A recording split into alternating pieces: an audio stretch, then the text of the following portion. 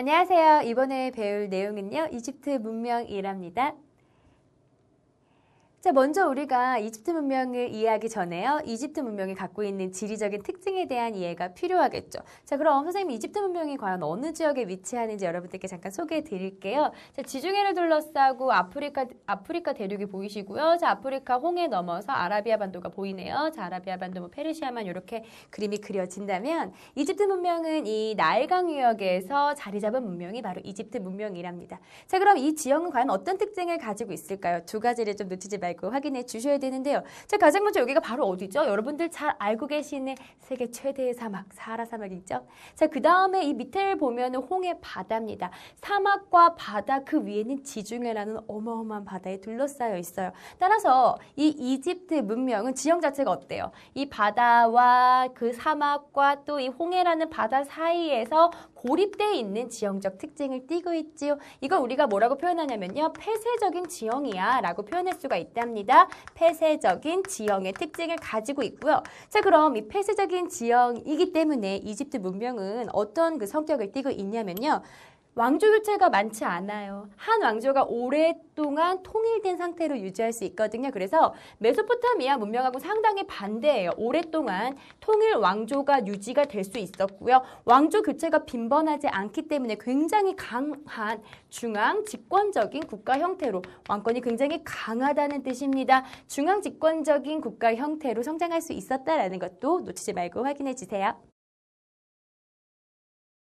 자, 그럼 이 이집트 문명과 관련된 내용들을 본격적으로 살펴볼 건데요. 이집트 문명의 정치입니다. 자, 일단 이집트 문명의 정치, 우리 이걸 좀 기억해 주실 필요가 있어요.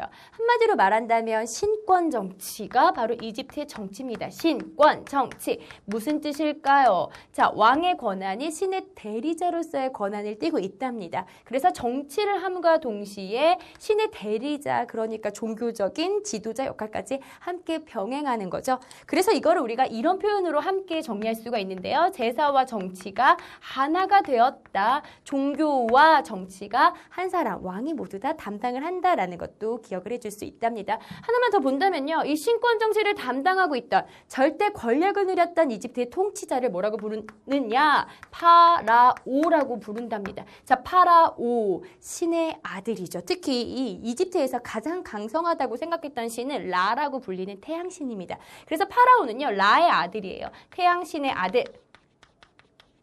그러니 얼마나 절대적인 권력을 가지고 있었겠습니까? 정치와 관련된 부분들 놓치지 말고 확인해 주세요. 자, 이번에는 이집트의 종교에 대해서 살펴볼 건데요. 종교 너무나 중요합니다. 이집트에서 한 문제가 출제가 된다면 반드시 종교에서 출제가 돼요. 사실 이집트 사람들은요. 오랫동안 통일 왕조를 유지했었기 때문에 상당히 안정적이고 평화로운 상태를 유지했답니다. 그래서 사람들이 평화로워. 지금 현재 이치 오케이야. 너무 좋아요. 죽어서 세계가 있을 것이고 죽어서도 잘 살아야겠다고 생각을 했거든요. 그래서 내세적인 종교관을 가지고 있고요. 뿐만 아니라 사람은 죽지 않는다는 영혼 불멸의 신앙을 가지고 있었어요. 사람은 죽지 않아. 영혼은 절대 없어지지 않아. 육체는 죽을지라도. 그래서 사람이 죽으면 육체를 보존하기 위한 노력을 하죠. 시신을 뭐로 만드나요? 미라로 만들어요. 썩지 않으려고. 그래서 나중에 부활했을 때 이 시체가 살아나도록 하기 위해서 미라를 만들고요. 그 다음에 무덤을 만들죠. 피라미드라는 무덤을 만드는데요. 사실 피라미드를 만들기 위해서는 20여 년이 걸린답니다. 20년 동안 거의 한 10만 명 정도의 노동력이 동원이 돼서 이 거대한 돌무덤이죠. 피라미드가 완성이 되는 건데요. 자, 그렇다면 피라미드는 굉장히 신분이 높은 사람들의 무덤이겠구나. 계급이 있는 사회구나라는 것까지 함께 정리할 수가 있고요. 뿐만 아니라 이 피라미드 앞을 지키고 있는 수호신이 있죠. 그게 바로 누구죠? 스핑크스. 하나만 더 정리해 볼게요. 사자의 서라는 것을 함께 써서 보관을 한답니다. 이 사자의 서라는 것은 이 주군이가 살아갔던 동안에 얼만큼 착한 일을 했는지 선행에 대한 업적을 기록하기도 하고요. 그 다음에 뿐만 아니라 죽은 사람이 편안하게 잠들기를 기원하는 이런 글들이 남겨져 있는데요. 중요한 포인트는요. 자, 이집트에서 이런 미라, 스핑크스, 피라미드, 사자의 서 같은 것들이 만들어졌다는 걸 통해서 우리 무엇을 할 수 있나요? 죽어서도 세상이 있어. 사람이 죽어서 끝이 아니야 라는 종교관을 알 수가 있지요. 내세 대대적인 종교관을 가지고 있었던 것이 바로 이집트의 종교적 특징이다라는 것도 우리가 함께 정리할 수가 있답니다. 한 가지만 더 욕심을 내본다면요. 이집트는 하나의 신만 섬기는 것이 아니었답니다. 아까 태양신을 비롯한 태양신이었던 라신을 비롯해서 다양한 신들을 믿었어요. 그래서 이제 다신교의 성격을 띠고 있습니다까지 함께 정리해 주세요. 자, 이번에 우리가 살펴볼 내용은 이집트의 문화인데요. 이것도 우리 너무나 중요한 내용입니다. 일단 이집트 문명이지요. 자, 문명이 시작되는 단계에서 사람들이 사용했던 도구는 무엇인가요? 청동기인가요? 그렇죠. 청동기 문명을 사용했다. 어렵지 않죠? 그 다음에 두 번째가 좀 기억해 주실 필요가 있는데요. 이집트인들이 사용했던 그림 문자를 확인해 주셔야 돼요. 그림 문자. 그림 문자는 그러니까 우리가 지금 사용하는 문자랑은 좀 다릅니다. 말 그대로 그림으로 표시했던 상형 문자거든요. 그러니까 고대인들은 사실 글을 남길 때 뭐 동물로 표시하다든지 뭐 갈대를 가지고서는 표시한다든지 이런 식으로 그림으로 글자를 표시했어요. 그래서 사실은 그 뒤에 후손들이 이 문자를 해독하기가 상당히 어려웠죠. 이집트의 이 그림 문자는 19세기에 와서 해독이 되었답니다. 기억해 주시고요. 또 이집트 하면 이거 너무 유명하지 않나요? 종이가 너무 유명하죠. 종이의 기원이 되는 파피루스. 파피루스라는 식물에다가 글자를 새기는 거고요. 파피루스 한번 발음 난대로 써볼게요. 파피루스. 이거 무슨 스펠링하고 비슷해요? 영어의 페이퍼 스펠링하고 상당히 유사하죠. 페이퍼. 그래서 이 파피루스가 바로 영어로 말하는 페이퍼, 종이의 기원이 되기도 하였거든요. 이것도 함께 기억을 해주시면 되겠고요. 자, 세 번째로 그 이집트의 문화에서 또 하나 기억해줄 포인트가요. 이들은 농사가 발달을 했답니다.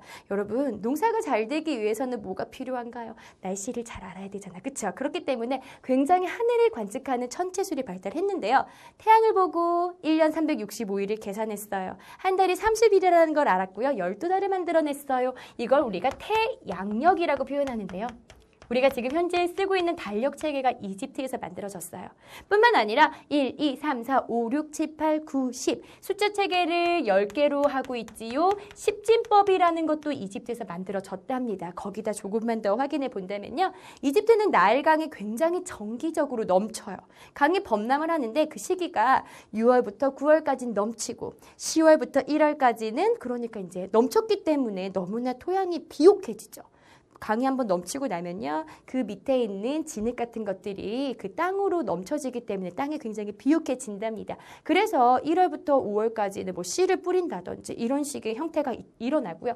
이렇게 그 나일강이 주기적으로 범람하기 때문에 농업이 굉장히 발달을 해요. 뿐만 아니라 뭐 나일강과 관련돼서 관계시설을 하기 위해서는 측량술이 필요하겠죠. 뭐 기하학도 필요하겠죠. 여러 가지 실용적인 학문들이 상당히 많이 발달하고요. 이게 문제에서는 어떻게 출제가 되는지 여러분들께 잠깐 소개해드리겠답니다. 자, 태양력부터 십진법, 측량술, 기하학 이런 거를 물어본다면 이집트의 문화 중에서 실용적인 성격을 가지고 있는 문화다. 실용적인 학문이구나라는 것을 묻는 문제가 많이 출제가 돼요. 별표 하나 쳐주시고요. 이렇게 이집트에서 실용적인 학문이 발달한 이유가 뭐냐? 한 가지 더 물어본다면요. 여러분들 이렇게 대답해 주세요. 나일강이 정기적으로 범람했기 때문에 사람들이 이 나일강의 범람을 막기 위해서는 측량술 같은 것들이 필요했고 그 다음에 농사를 위해서는 하늘을 관측해서 태양력이나 십진법 같은 숫자와 달력들을 만들었어 라는 것도 함께 정리할 수 있답니다. 자, 이번에 우리가 이번 강의에서 이집트 문명이었죠? 배웠던 중요한 내용들을 핵심 포인트로 정리해 볼 건데요. 선생님이 좀 욕심을 부려봤어요. 이집트 문명만 정리를 하는 게 아니라 메소포타미아 문명과 비교하는 거. 이게 시험에 나온답니다. 자, 그럼 비교해서 함께 정리해 볼까요? 일단 자연환경에서 차이가 나타났어요. 자, 메소포타미아 문명은 개방적이었죠. 잦은 왕조 교체가 일어났다면요. 이집트 문명은 폐쇄적이었어요. 오랫동안 통일 왕조를 유지할 수 있었죠. 자, 두 번째입니다. 문자. 둘 다 상형 문자를 사용했어요. 특히 메소포타미아에서는 쐐기 문자, 점토판에 쐐기를 박았다. 기억이 나시나요? 자, 두 번째 이집트 문자는요. 그림 문자입니다. 해독하는데 굉장히 오랜 시간이 걸렸답니다. 자, 달력을 볼게요. 물론 이 둘 다 달력이 발달할 정도로 실용적인 문화들이 발달했는데요. 메소포타미아는 달을 기준으로 하는 달력이지요. 대음력이 발달했다면 이집트는 태양을 기준으로 하는 달력이랍니다. 태양력이 발달했다. 또 숫자로는 60진법, 10진법 이런 차이점을 가지고 있죠. 그러나 공통적으로 모두 다 실용적인 학문이랍니다. 자, 마지막이에요. 종교관 살펴볼게요. 메소포타미아는 개방적입니다. 잦은 왕조 교체 때문에 피곤해. 지금 현재 잘 살고 싶잖아요. 어떤 종교관인가요? 현세적인 종교관이고요. 이집트 문명은요 어때요? 너무나 평화롭죠. 그렇기 때문에 죽어서도 잘 살고 싶어. 어떤 종교관인가요? 내세적인 종교관입니다. 이렇게 중요한 포인트들도 함께 놓치지 말고 확인해 주길 부탁드립니다.